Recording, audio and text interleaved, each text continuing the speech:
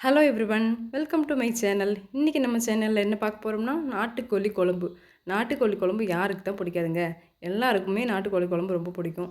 அதுலேயுமே சளி இருமல் இருந்தால் நாட்டுக்கோழி குழம்ப ரசம் மாதிரி வச்சு கொடுங்க, சரியாயிடுன்னு சொல்லுவாங்க. எப்படி பண்ணுறதுன்னு பார்க்கலாமா? வாங்க வீடியோக்குள்ளே போகலாம். அதுக்கு ஒரு பேனில் ஒரு 2 ஸ்பூன் ஆயில் விட்டுக்கலாம். கொஞ்சமாக சோம்பு போட்டுக்கலாம். சோம்பு போட்டதுக்கப்புறம் ஒரு 150 கிராம் சின்ன வெங்காயத்தை கட் பண்ணி தோல் உரித்து வச்சுருக்கேன். அதையும் போட்டு நல்லா வதக்கிக்கலாம்.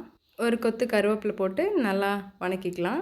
அப்புறம் ஒரு 2 தக்காளியை கட் பண்ணி வச்சுருக்கேன். அதையும் ஒன்றா சேர்த்து நல்லா வதக்கிக்கலாம். நல்லா வதக்கினதுக்கப்புறம் மல்லித்தூள் வந்து ஒரு 2 ஸ்பூன் அளவுக்கு சேர்த்துக்கலாம்.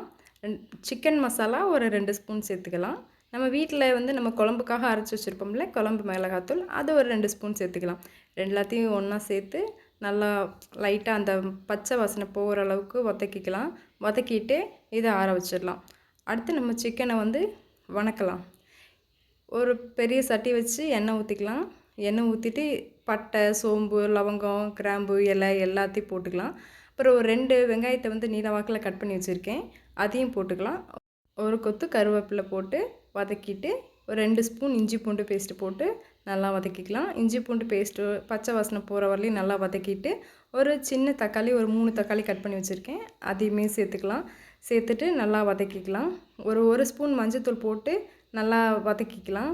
நல்லா வதக்கினதுக்கப்புறம் சிக்கன் வந்து ஆட் பண்ணிக்கலாம். சிக்கனை வந்து நல்லா க்ளீன் பண்ணி நல்லா வாஷ் பண்ணி மஞ்சள்தூள் போட்டு வாஷ் பண்ணி வச்சுருக்கோம். வாஷ் பண்ண சிக்கனை வந்து ஆட் பண்ணி ஒரு கைப்பிடி அளவுக்கு உப்பு போட்டு சிக்கனுக்கு தேவையான அளவுக்கு உப்பு மட்டும் போட்டு தண்ணி ஊற்றி ஃபஸ்ட்டு வேக வச்சிடலாம். ஃபஸ்ட்டு ஒரு 1/4 பங்கு சிக்கன் வெந்ததுக்கப்புறம் சிக்கன் மசாலா ஒரு 2 ஸ்பூனு ப்ளஸ் மல்லித்தூள் ஒரு 2 ஸ்பூன் போட்டு குழம்பு மிளகாத்தூள் ஒரு 2 ஸ்பூன் போட்டுக்கலாம். ஒரு 2 ஸ்பூன் போட்டு நல்லா வேக வச்சுக்கலாம். நல்லா வேக வச்சதுக்கப்புறம் ஒரு ஹாஃப் குக் ஆனதுக்கப்புறம் நம்ம வெங்காயம், தக்காளி வதக்கி ஆற வச்சுருக்கோம்ல, அதெல்லாம் நல்லா பேஸ்ட் மாதிரி அரைச்சி சேர்த்துக்கலாம்.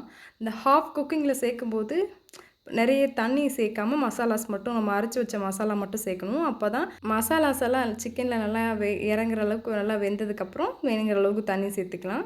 நாங்கள் வந்து தண்ணி மாதிரி தான் குழம்பு வச்சுருக்கோம். இந்த நாட்டுக்கோழி குழம்பு வந்து தண்ணி மாதிரி வச்சுருந்தா தான் டேஸ்ட் நல்லாயிருக்கும். இது ஓரளவுக்கு 3/4 பங்கு வெந்ததுக்கப்புறம் தேங்காவை வந்து நல்லா நான் பையனை அரைச்சி வச்சுருக்கேன், அதையும் ஒன்றா சேர்த்து நல்லா கொதிக்க வச்சு கொஞ்சம் நேரம் வேக விடலாம். கொஞ்சம் நேரம் தேங்காயோட பச்சை வாசனை போக்குற அளவுக்கு வெந்ததுக்கப்புறம் மேலால் நல்லெண்ணெய் நல்லா ஃபுல்லாக ஊற்றி கொத்தமல்லி, கருவேப்பிலை எல்லாம் கை நிறைய எடுத்து தூவி இறக்கணுன்னா அவ்வளோதாங்க, நாட்டுக்கோழி குழம்பு ரெடி. அதுலேயும் அந்த தண்ணி மாதிரி இருக்கிறது சூடாக தண்ணி குடித்தோம்னாவே அந்த சளி இருமலுக்கு சூப்பராக இருக்கும். சாப்பாட்டில் குழம்பு நிறைய ஊற்றி சாப்பாடை கொஞ்சமாக போட்டு சாப்பிட்டு பார்த்தா டேஸ்ட்டு சூப்பராக இருக்கும். கண்டிப்பாக ட்ரை பண்ணி பாருங்கள். உங்கள் ஃப்ரெண்ட்ஸ் அண்ட் ஃபேமிலிக்கு ஷேர் பண்ணுங்கள். உங்களுக்கு வேறு ஏதாவது ரெசிபீஸ் வேணும்னா கமெண்ட்டில் சொல்லிட்டு போங்க.